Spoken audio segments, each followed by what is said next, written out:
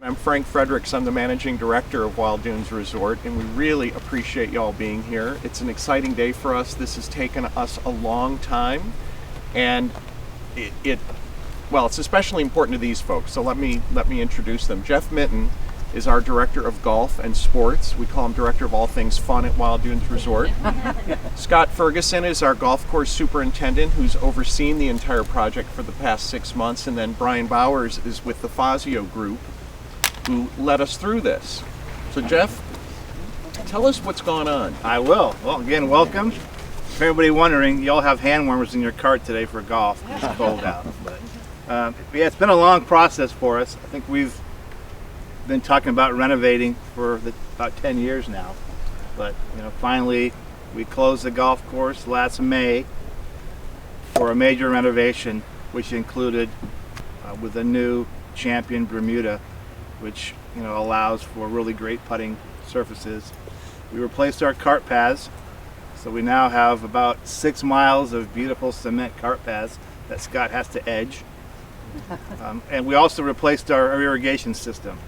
Again, the course was built in 1980, so we had our original irrigation system in the ground 30 some years. So just like anything, the infrastructure needed to be replaced.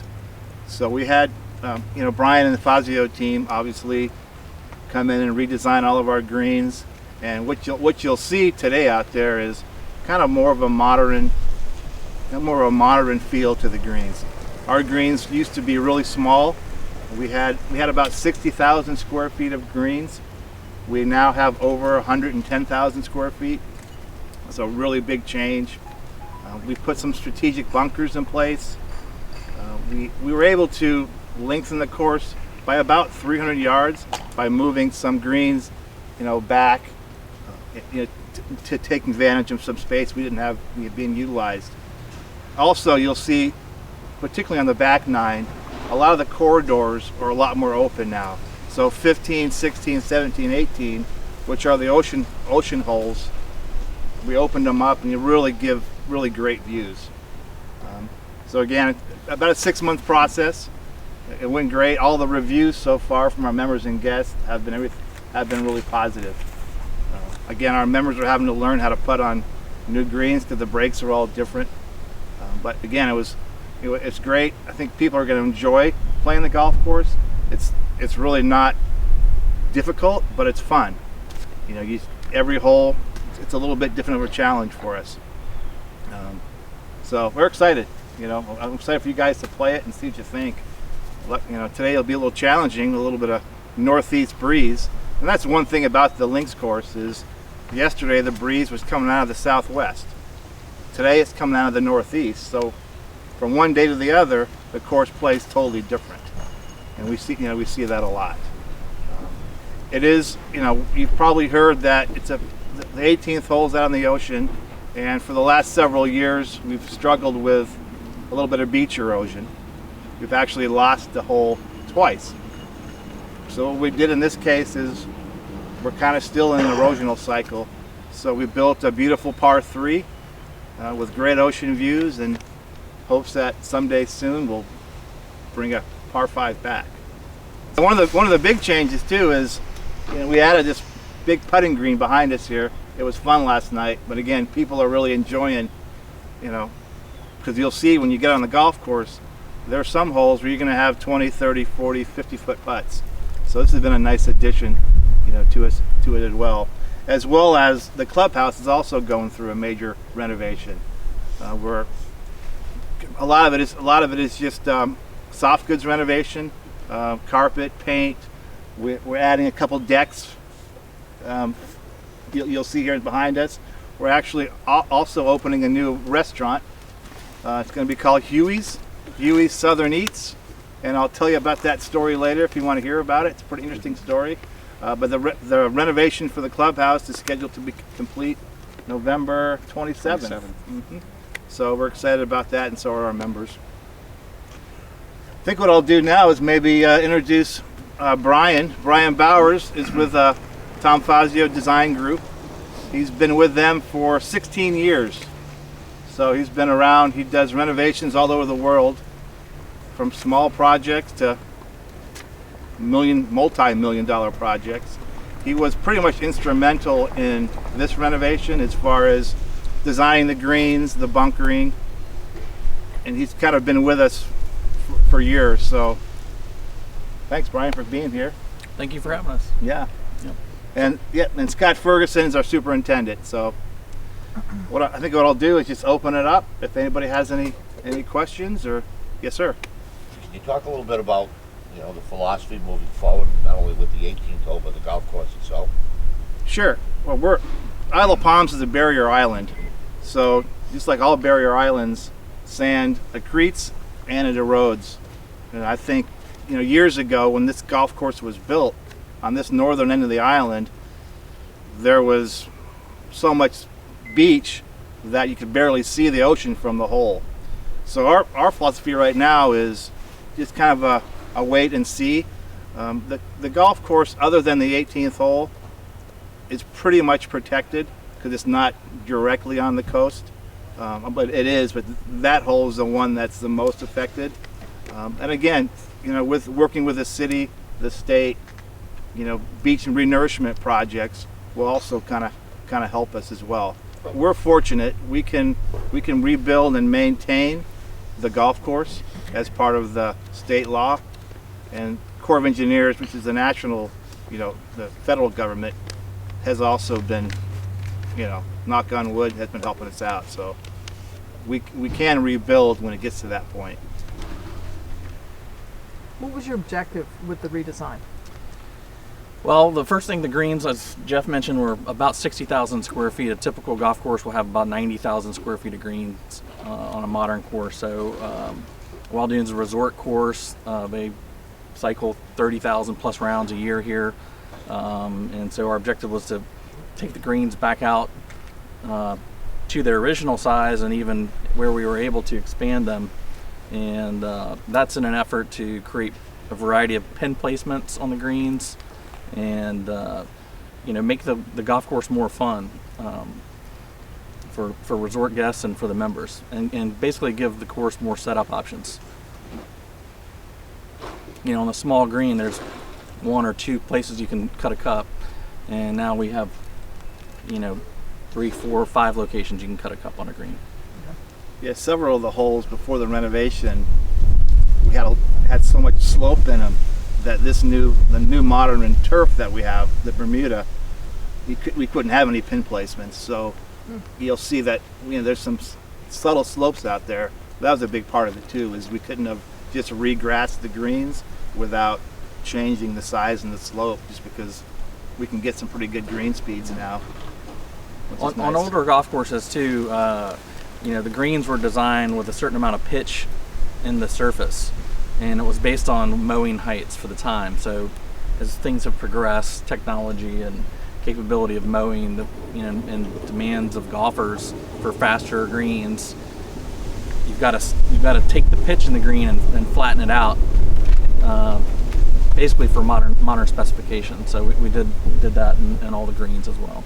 Have you mixed other grasses in the redesign in there besides the greens themselves?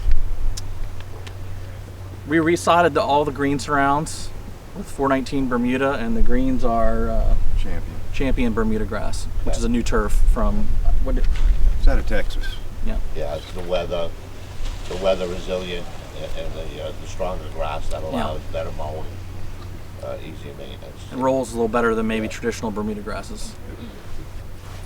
Which you'll notice. Oh, good. I'm sorry, what kind of greens were on the course prior? They were old Tiff Dwarf, Tip Dwarf, okay, the older Tip Dwarf. and they were 30 some odd years old, so they had. Had the course ever been renovated before? It was put back together after Hurricane Hugo in '89, so in '90 they did a minor redo. They just kind of put it back together, so to speak. This is really the first time that we've taken on something like this. So. Was a lot of slope changed in the redo of the greens? Is it considerably more slope or more undulation? I don't think so at all. I think, matter of fact, hats off to Brian here. I talked to him the other day, and I got a chance to play it when we first opened a couple of weeks ago, and just did a great job. From looking at them, they look like they they look like they might have a lot of slope into them, but they play off the sides, and they're real puttable, a lot of fun. They're not crazy slope-wise, but there's a lot of pinnable area on them, and it just, I thought they were a lot of fun to play. Very good. I see some natural areas here. Is that new? This particular area right here is a little new. It had a little bit of a dune look before, but we've just enhanced it and tried to incorporate a little bit more of that throughout the golf course. Are there any like conservation efforts, and what type of wildlife? Well, the resort's pretty well built out. It's fully developed, but that is a big thing that we try and do. We try and protect what we do have. We have a lot of deer out here, a huge population of deer. We've got alligators and all the other assorted critters that you would expect, but for the quarters that we do have, it's something that we try and enhance and protect. Yeah, marsh areas and dunes, that sort of thing. You know, what you'll notice today is we overseeded the golf course as well. So the tees, the fairways, and the greens have been overseeded with ryegrass in the fairways and poa triv on the greens, so that we can give us a green golf course, you know, all winter. And then, you know, fortunately, we've had a great November as far as the weather, and so normally this time of year, it's a little bit of a transition. So it was overseeded wall to wall, is that right? The roughs weren't overseeded. Tees, fairways, and greens were overseeded. Both Scott and I, we kind of go back and forth with wall to wall or not wall to wall. But I think the look of the dormant Bermuda with the nice green fairways and tees is a good look. So we tend to, do that every year. Do you need to oversee champion? You don't need to. It's just being a resort course again. You know, people come from everywhere to play golf out here, and I think they're looking forward to some green grass. So that's Exactly. kind of drives that. So what are we putting on today? Overseeded. That's mostly what's come up, yeah. Can you talk a little bit about some of the sight lines you opened up on those holes you referred to before? Sure.